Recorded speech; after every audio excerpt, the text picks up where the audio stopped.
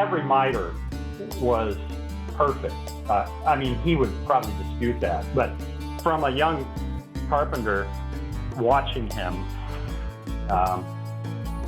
it set just a really almost impossibly high standard, I think.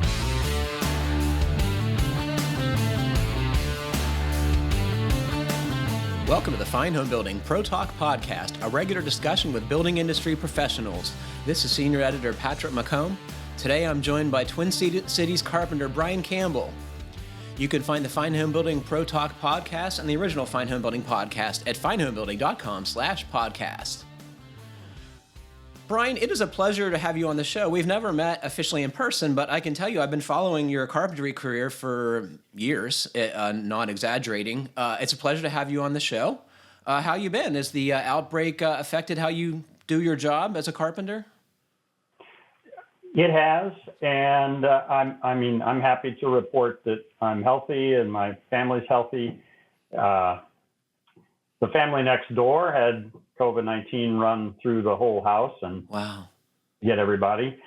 We're right next door, so that's obviously very close to home. And we've had people out from work because they didn't have it, but they were quarantined because somebody else had it.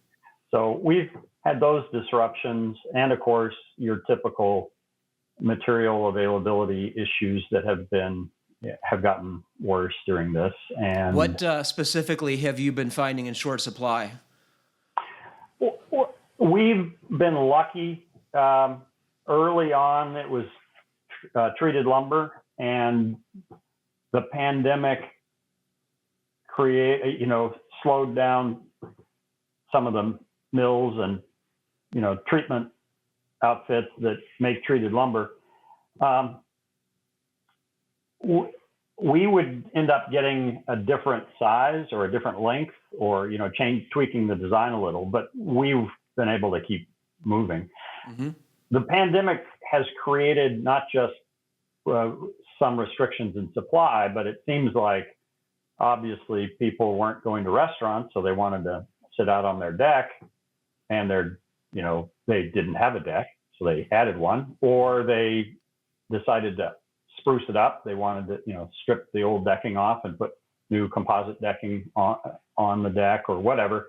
But the company I've been working for would, in a typical year, would do decks about maybe 5 or 10% of their workload. This year, it's closer to half.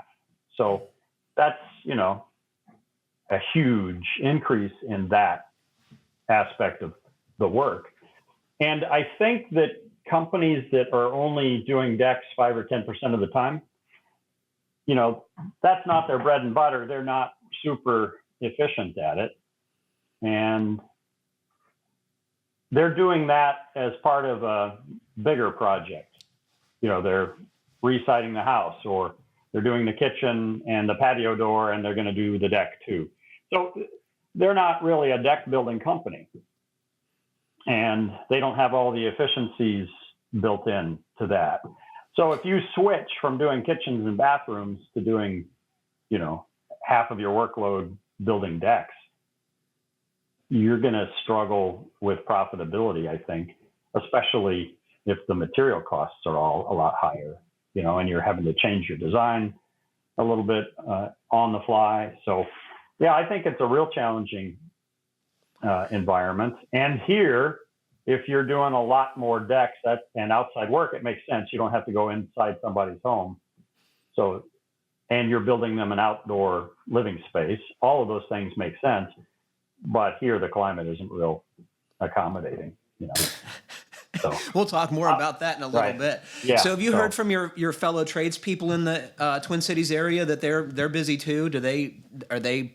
I keep hearing that folks have their phone ringing off the hook. Yeah, we're busy. And I get people calling me and asking me, I've had, about one referral a week, which is a lot for me,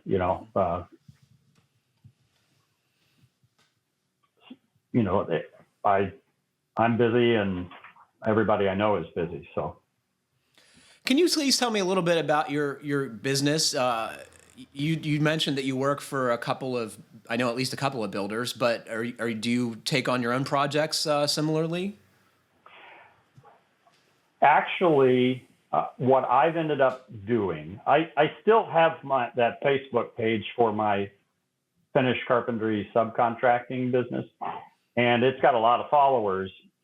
So I've kept it going, and most of the people that follow my Facebook carpentry page are, I think, fellow carpenters because I post a lot of how-to stuff on there and interesting things, I think, to carpenters, not more so than homeowners or clients or builders, I think. But what I've actually ended up doing is whoever hires me as their carpenter, I just put that all of that business anybody that contacts me is going to be going through Ross Bot Construction or, Odagawa and Shell Construction. And so I'm not actually operating my own independent carpentry business anymore. I'm an employee.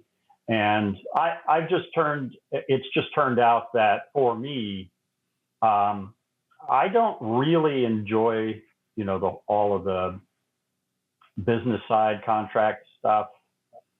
I like doing the work, and I'm a hands-on carpenter. And I also find it easier to get insurance as an employee than to do that as a subcontractor independently. So I've taken on, I've sort of shifted from being a carpentry subcontractor into being an employee, and that's ended up working better for me. So a lot of people claim to be unemployable because they've been their own boss as a carpentry subcontractor for so long that they don't really, aren't that great at taking orders, and they have their own way of doing things. And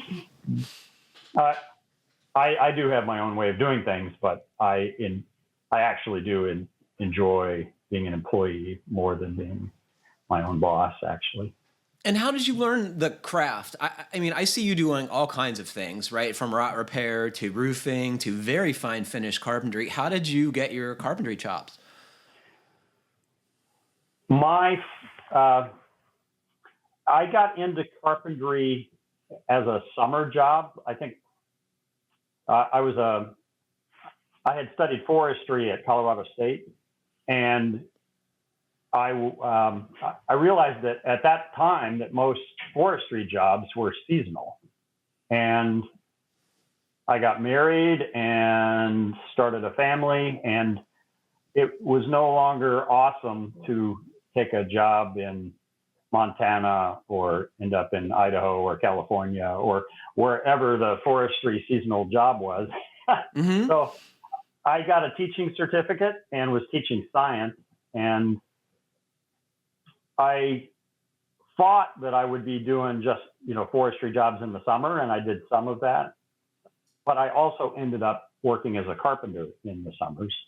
And after several years experience as a carpenter, I thought, I actually like being outdoors and doing carpentry work and doing hands-on stuff and being physically involved with my work better than being in a building, like in a classroom at a desk. So I just found out that I like to be in motion, using my hands and my brain. And the way I got skilled as a carpenter was... Can I interrupt you, Brian? So when you took those summer jobs, did you have any experience? Did you do stuff as a kid or around the house with the family? My dad had the, Reader's Digest DIY, how to do everything book. Yeah. It was about, as fat as a phone book when they had phone books, and he finished our basement. We had 4 kids and lived in a 3-bedroom house, and he had 3 teenagers. And so I helped him frame the basement in our house in Colorado. And that was some good experience. Were you good at it naturally? I was interested in it, I would say. And then I was also a Boy Scout. So at Scout camp, we would do, Scout craft projects, and we would build bridges by lashing poles together. And, that was, that's gets you early interested in building things and putting things together using your hands. And it was I thought that was a really interesting thing to do. And we actually got to fell trees and, flat, hew the top side of a log flat to make a footbridge and bolt a handrail to it. And, it was pretty rudimentary stuff, but it was fun. And the summer jobs as a carpenter were good experience. And then at one point I took a full-time job, and I worked for an excellent builder in Loveland, Colorado. I worked for Glenn Homes, and the big boss there was Scott Bray, and he and the people he got together were really good. The framing crew was different than other framing crews that I had seen working before. They would sort through the lumber, and they would sight down every board and find which way the crowns were. And they weren't just throwing things together. They were paying attention to what they were doing. And they were saving all the straightest lumber for around door and window openings and for top and bottom plates. And so that crew would frame a really straight wall and square openings. And they were fast and they were efficient, but they were also very good. And were they kind to you? Did they help you learn your craft? Yes, they did. And they would come over to my house and help me work on that. And, I, like a lot of carpenters, you're working on other people's houses during the day, and you can't actually afford as nice a house as you're working on. So you come home to your house that you bought cheaply and that was a foreclosure or something, and it's kind of a disaster, and it needs all kinds of work. And, but that framing crew taught me how to build stairs and on my own house, and they were willing to do that. And it was exciting, to work with really good a really good framing crew that was willing to come home and work on your house with you. So, and the finish carpenter there was a guy from Iowa. His name was Larry Mastbergen, and I think he still lives in Fort Collins, Colorado. And he was an absolutely top-notch finish carpenter. And I didn't formally apprentice with Larry, but I watched what he did, and I asked him lots of questions, and he was happy to explain how he did his work. And I got to learn really from the best in the business, because every miter was perfect. He would probably dispute that, but from a young carpenter watching him, it set just a really almost impossibly high standard, I think, because I didn't know that finish carpentry could be done poorly. That was because my first experience was with such a master carpenter. And, I think that one of the reasons his carpentry was so good and he was so good to learn from was he had 1 foot in the old world and 1 foot in the new world. So he had planes on the job site, and he had an old school Stanley miter box with a back saw, and he would actually get that miter saw out. And if he had just a few cuts to make, that was his cordless miter saw. And it goes pretty fast, right? Like, people have this perception that that's a very inefficient way to cut miters, and it's just not true. No, but he always had very sharp chisels and planes, and his miter most of the miter saws people use was, it was their grandfathers, and they pull it down off the shelf and it hasn't been sharpened, Right. And the teeth aren't set just right. And he had it all dialed in. And well, yeah, because he was old enough that he started when you used a Yankee twist drill to drill all the holes in the hardwood that you were using as trim, and you hand drove every nail with a hammer.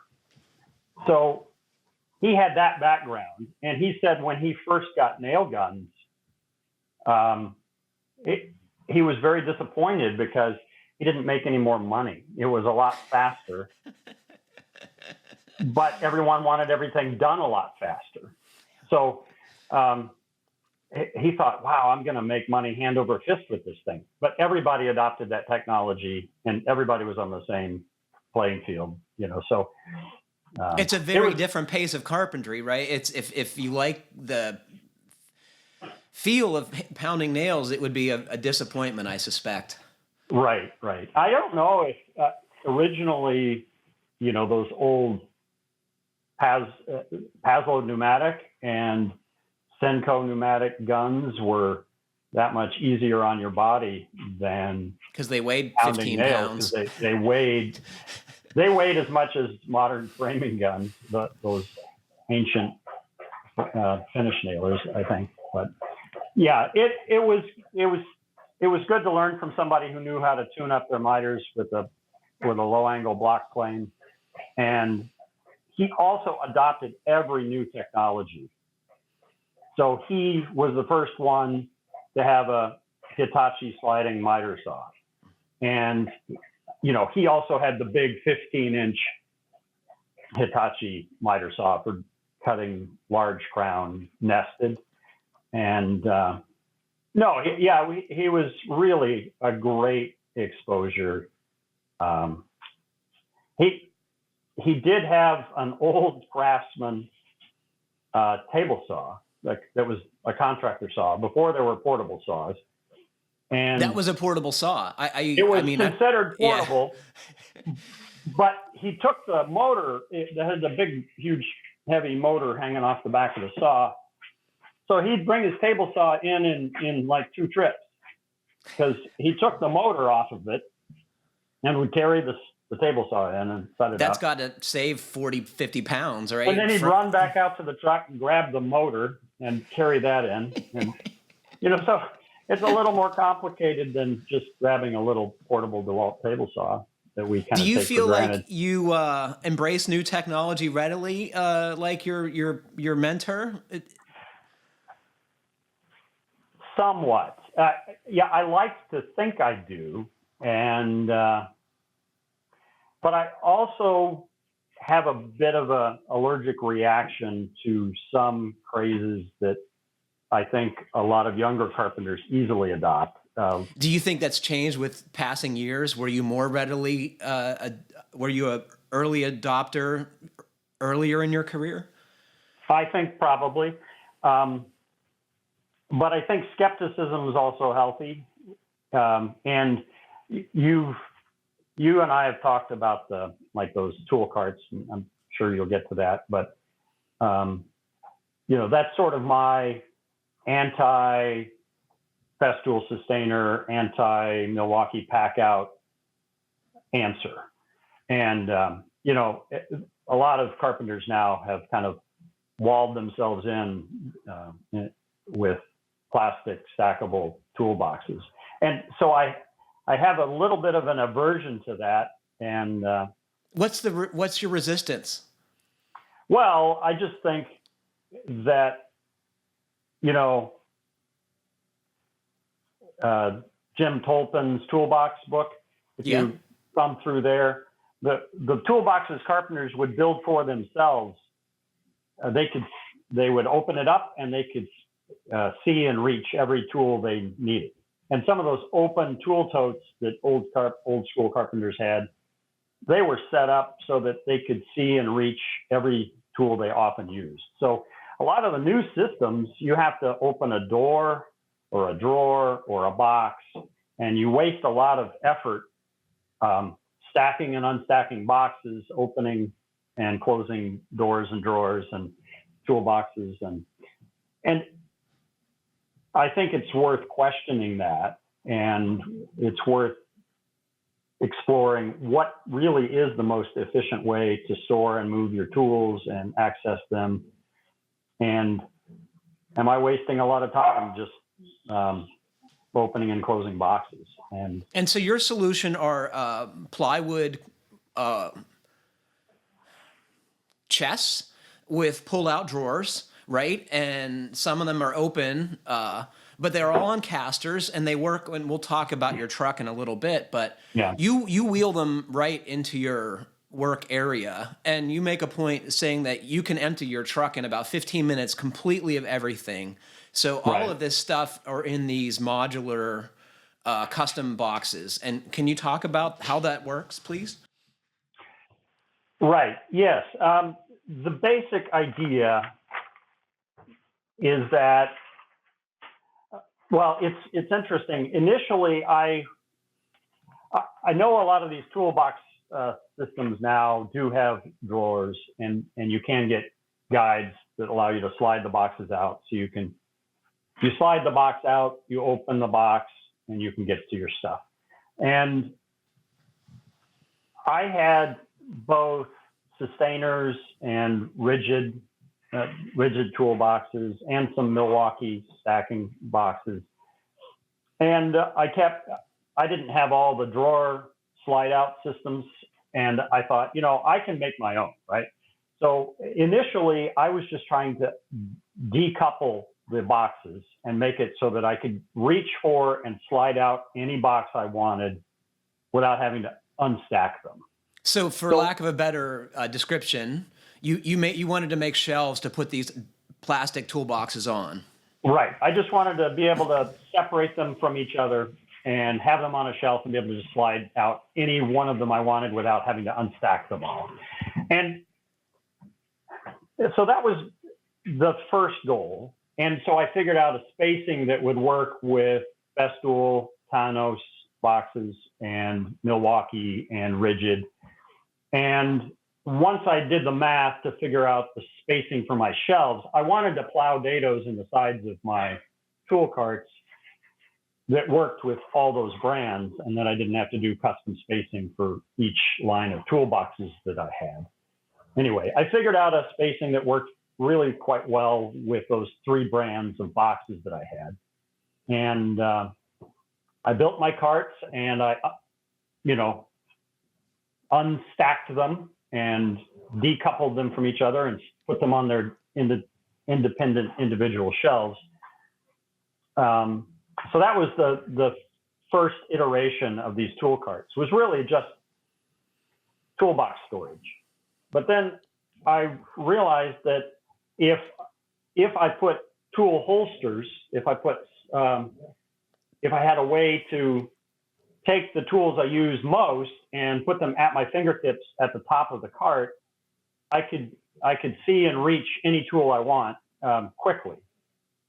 And I didn't have to find the box that I wanted and slide it out and open it and then reach for the tool. I could just see the tool and reach for it. And the first version of that tool holstering was something that is pretty ubiquitous in workshops. And that's just an upside down T that's screwed to the top of the top shelf of the cart. And so each of those upside down T's creates a space between them that you can slide a tool into. And then I found out later that if I took a piece of plywood and cut slots in that plywood, it would be one piece instead of a whole bunch of pieces that you make all those T's out of. You take one piece and just cut slots in it, and I could router the edges smooth, and I could tilt it at an angle. And then it was more ergonomic to slide tools in and out at that 15-degree angle that the shelf was set at. And it would also keep the tools from wiggling out of the shelf.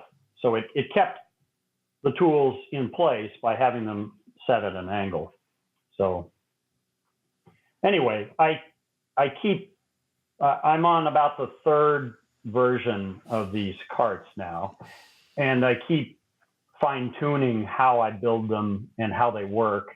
At first, I had handles at the front of the cart, but I realized that sometimes I was on the other side of the cart and I didn't have a convenient way to grab hold of the cart to arrange it or lift it or whatever I needed to do. So my new version of these carts have 4 handles, 2 at the front and 2 at the back. So, and those are just, I drill 2 holes and I connect them with an oval shaped hole. I turn 2 holes into a large oval shaped handle. So, a lot of my handles are not a handle that sticks out of the box, but just a part of the case. It's part of the case. It's just a handhold place to put your hand. So. And so you have a long history with Fine Homebuilding, and one of the things you've done for the brand, I know, is you did a feature on the Sawhorses that you pioneered, and this stuff also rides in your truck, right? And it's unusual. And can you explain how it's unusual, your Sawhorse design? Okay, so there's, I think the most, there are maybe a few interesting things about the Sawhorses, but they're each cut from 1 sheet of plywood. They each have 2 pieces that slide together without any fasteners or tools. So they're just interlocking notches. And they have 3 legs. So they're stable on uneven surfaces. And it's, 3 points define a plane. So a lot of Sawhorses with 4 legs, you're always shimming one of the feet. And it's hard to get them situated. And I thought if I could come up with a 3-legged Sawhorse design, and there are other 3-legged horses out there. Rockwell, Jawhorse has 3 legs. It's a steel horse. It's heavier than my horses. My Sawhorses look very heavy, and they're doubled 3/4 plywood, so they're 1.5 inches thick. But they're not actually as heavy as a similar sized Rockwell Jawhorse. It's made out of steel. Because you cut a bunch of holes in them, right? You've taken a lot of the way out by making what look like 8-inch diameter or 6-inch diameter holes in them. Yeah, what I did was the main rail of the horse is, a single sheet of ply or a single piece of, it's a single piece that has the main rail of the horse and the 3rd leg. And they're arranged like a T, we should tell folks, right? Yeah, one long leg and then 2 shorter ones that are the same piece of plywood. Right, yeah. So what I end up doing is I cut 4 pieces out of that single sheet of plywood, and there's 2 copies of each piece, and then they're glued together. Why make them so thick? Well, if I was originally worried that 3rd leg, that the rail and the 3rd leg would be weak. That at the other end of the horse you have 2 legs, and at the end that you have 1 leg on, I wanted it to be heavy duty, so I doubled up my 3/4 plywood, and I also made it deep. It's the same. The main rail is the same depth as a 2x12, so it's about 11¼ inches deep. And then I just cut a bunch of holes out of the middle 3rd. So the Sawhorses work like a truss. They have a top cord and a bottom cord. And then I removed a lot of material out of the middle, and it left kind of a web in the middle of the truss. And I drilled 4-inch holes, which pretty much take out the middle 3rd.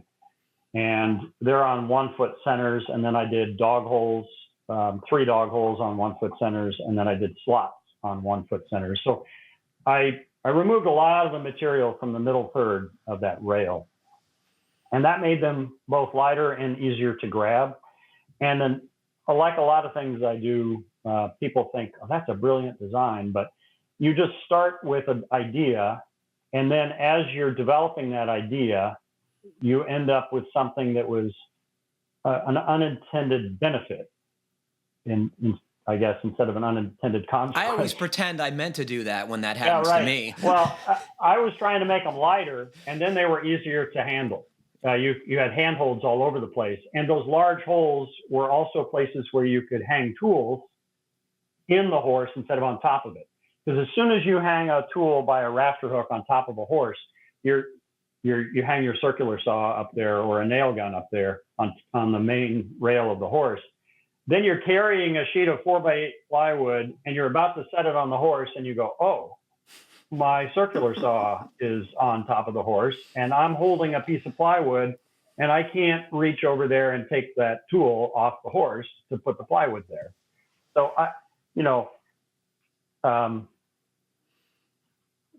they say that, or there's a quote floating around out there that every creative journey is born of frustration.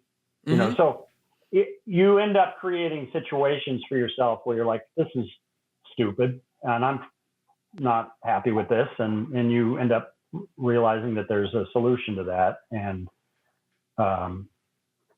so those large holes end up being a place to hang tools and a place to grab. And you use them for quick adjusting bar clamps too, right? You can hook the fixed jaw on that and then hold your workpiece on the top of the sawhorse, correct? Right. And what it gives you is a clamping point every 12 inches along the length of the horse. And I also found out from a single sheet of plywood, I could make horses that are 4 feet long or 6 feet long or 8 feet long. So I have some rather large sawhorses because they're, 8 feet long. And that's not typical. And that's something that's, if you have a large truck or trailer or whatever, they're not.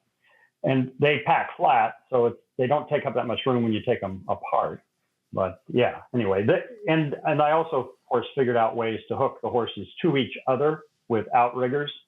And that 1.5 inch thickness works with a lot of, brackets and other components that you can use with the horses. So that 1.5 inch thickness, there's a Rockler sawhorse support bracket that plugs right into those horses because they're doubled 3/4 plywood. Right, because dimensional lumber is the common medium for sawhorses. Right, and it makes all the rafter hooks that are on nail guns and circular saws work with those horses too. Yeah. So that was in. I should tell listeners, your sawhorse design was in FHB 238. And you also sell the plans for folks who want to build their own sawhorses of your design, right? Yes, and my daughter is taking business classes, and she set up the website, and she sort of runs that business. And it's great experience for her as a student, and and you don't have to deal with it. She gets the credit for that, and we offer a 12-page PDF set of plans for those horses, and it offers a dozen different versions of them. I've seen them, and I will tell listeners that they are well worth the investment. It's just a brilliant design, and you've figured it out so folks don't have to. What I would tell them why they should do it. Yeah, it's at basswoodmodularllc.com. It's been a pleasure talking to you, Brian. Yeah, thanks for the opportunity. You're welcome. Well, unfortunately, that's all the time we have for today. Thanks to Brian for joining us, and thanks to all of you for listening. Please remember to send us your comments, questions, and suggestions to fhbpodcast@taunton.com. And please like, comment, or review us however you're listening. It helps other folks find our podcast. Stay safe, everybody. Keep craft alive. Happy building, and thank you very much for listening. Tune in next week for the second half of our Pro Talk interview with Brian Campbell.